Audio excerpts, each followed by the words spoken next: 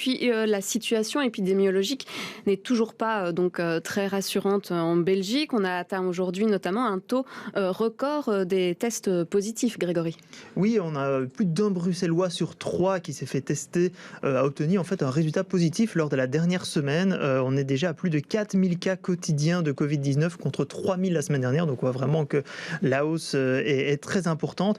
Alors, malgré tout, ce taux de positivité, il s'explique surtout par la stratégie de tests mise en place depuis début janvier. Désormais, il n'y a plus de tests PCR pour les contacts à haut risque, ce qui veut dire qu'il y a plus de tests pour les personnes symptomatiques et donc plus de chances qu'elles soient positives au coronavirus.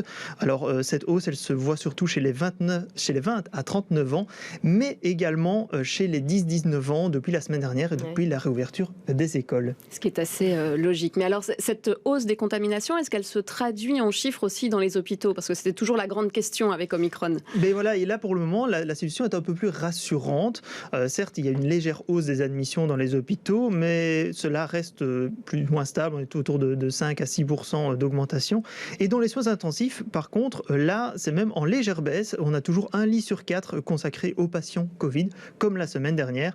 Et le nombre de décès est également stable, ce qui confirme que le variant Omicron est visiblement moins virulent, mais la COCOM reste prudente à ce sujet et vérifie justement la situation aussi dans les autres pays où Omicron est déjà un peu plus avancé. Bon, on croise les doigts là-dessus. Puis enfin, un petit dernier point sur la vaccination. 6 Bruxellois sur 10 sont aujourd'hui doublement vaccinés? Oui, c'est ça, c'est les chiffres qui sont ressortis de la COCOM aujourd'hui. La commission communautaire commune. Voilà, donc qui est en charge de la lutte contre le Covid-19 à Bruxelles. Donc on voit que les Bruxellois vont de plus en plus vers la vaccination, mais c'est assez lent au niveau de la double vaccination. Par contre, pour la double booster, ça va un peu plus rapidement. Parmi les personnes totalement vaccinées, une personne éligible sur 2 a déjà obtenu sa dose booster. Et enfin, pour les enfants, on est à 6% des enfants de 4 à 11 ans qui ont été vaccinés jusqu'ici et la campagne continue.